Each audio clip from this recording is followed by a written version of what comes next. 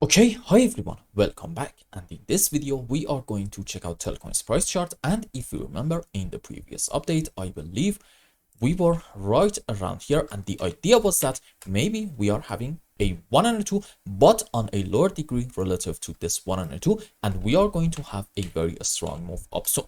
Why a very strong move up? Because the next move, according to this scenario at least, I said it's going to be into a wave 3, and one very important characteristic of a wave 3 is being quite a strong and big move on the upside. So what happened? We did get kind of a move up from here to about this point, let's say like a 15% move, but I definitely wasn't talking about this at all. So I think now we should consider some other possibilities. Now let's go around here. Okay, you see, if you want to argue, we're gonna have our final low around here. Let's say this is like a very important support. Okay, off of the lowest low in this region, you need to be able to find a 1, 2, 3, 4, 5, and this is an impulse. Rules for it are we should not have overlapping of the waves between wave 2 and 4, and in any kind of 5 wave, wave 3 should not be the smallest wave. Now we can have other kinds of 5 waves, and in this specific example I want to talk to you about the potential of having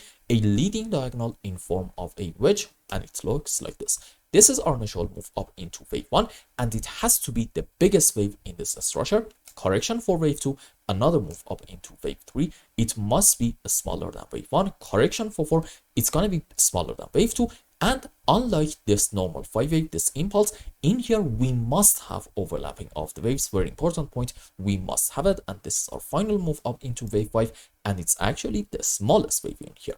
And for our sub waves, it's pretty much the same as a normal 5 wave, meaning 5 wave up into wave 3 and 5. Let's change the colors to yellow. Okay, and for wave 2 and 4, if you want to go 100% according to the rules, okay, there is a bit of difference. You must consider for both our corrections A, B, C zigzags, and only A, B, C zigzag. From my point of view, it doesn't really matter whether we get in one of these moves maybe like a WXY or not, as long as all the rules are applying to this thing being a leading diagonal in form of a wedge. I'm comfortable with having a WXYs in one of these corrections. Not really that important. Now let's go on the live chart and see what is happening, and this is from KuCoin, and as you can see, in here we had a move on the upside, and I do think this is actually an impulse. Now let's hide everything. As you can see, we do have kind of a slight overlapping of the waves between this move down and also this move on the downside, and that makes me say, you know what, maybe in Telcoin, sure, this is actually a 1, 2, 3, 4, 5, but now it's gonna be into a wave 3, and this is an ABC correction for 4, and then another move on the upside into wave 5. And again, since we are having overlapping of the waves, I think we can all agree our only option in here is a wedge structure. Question is, do all the rules apply to this thing being a wedge? Okay, let's measure some waves. So let's measure our wave 1 from this point to about this high and see, is it actually bigger than our wave 3? The answer is by a very small margin, no. However, you see, when you go some other charts, for example on crypto.com's one, you realize that we actually do not have this shadow. So I'm gonna say it is still possible to find a wedge structure in here, and wave 5 is clearly the smallest wave in this area, and I think we can all agree without measuring that wave 2 is much bigger than wave 4. Also, if you want to consider this shadow on KuCoin, fair enough. In that case, I think you can still kind of ignore this small overlapping of the waves and argue this is a 5 wave impulsive structure. Nonetheless, I think we are able to find a 5 wave in here. Followed by that, I believe, yes, this is actually a correction structure down, and most likely it's in form of an A, B, C zigzag. And by the way, once more, this shadow doesn't actually exist on some other charts, and I want to say for our C leg we are probably having a wedge, and maybe this is like a wave 1, correction for 2, another move down into wave 3, this is correction for 4, and maybe this is going to be like an A, B, C on the downside into our wave 5. So in the short term, yeah, okay, we may see another move down, but that may not mean necessarily a bad sign at all. Question, what if this scenario is not happening? Meaning, what if we get a move down and actually take this low, which is going to overall invalidate this 5 wave on the upside. Okay, even at that point, I'm not going to be overwhelmingly bearish in Telcoin. Why is that?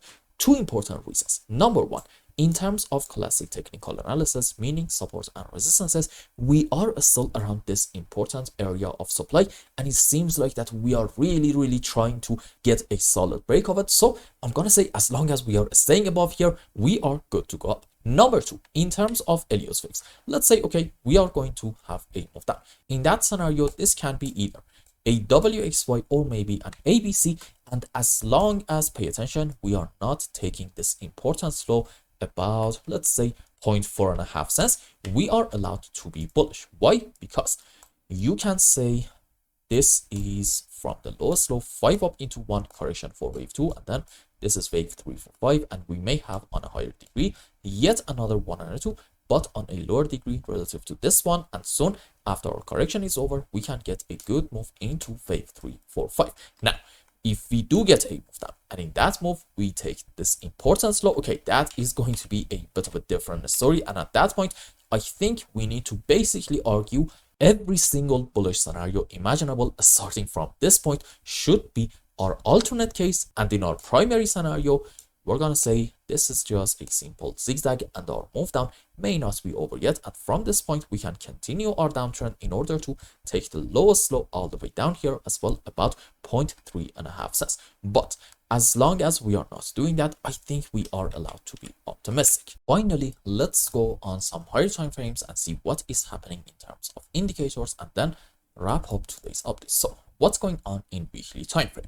In MACD, unfortunately, we are still having this sell signal, but in a stock RSI, we are having a buy signal here. So what should we do? I would like to suggest, if you do not care about what's going to happen in the next couple of weeks in Telcoin, just wait a little bit more and see buy signals in these two indicators at the same time, because at that point you are able to argue with a lot more confidence that the final low for this whole correction structure down is already in, and we are going to continue our uptrend big time. But for now, it's a bit too soon to say that. And what is happening in daily chart? Okay, now we are having confirmed sell signals in MACD and SOC RSI at the same time. So overall, in the short term, it seems like if you want to go according to indicators, we are not really looking good, and we should probably count on another move down, and that is absolutely fine, even in case that we take this low about, let's say, half a cent. As long as we are not taking this low, I think any kind of move down in TEL can be interpreted as just a temporary setback, and after it's over we can continue our move up in a big way, because if the bullish scenario that I'm thinking is happening, odds are the next moves on the upside are going to be into wave 3. And again, what is one very important characteristic of a wave 3? You know it, being a massive and sharp move on the upside. So as long as we're not taking this slow, we are absolutely good to go up. And I hope I explained everything well and you understood what is going on in Telcoin's price charts. Anyway, if you found any value in my content, I would really appreciate if you like this video and consider subscribing to my channel and follow me on Twitter. And if you want more, maybe you want a complete analysis for you on a specific crypto, or maybe you want to learn some decent TA in order to be able to make good money in the markets, you can become a member and ask me anything you want. And until the next update, I hope you have a wonderful time. Goodbye.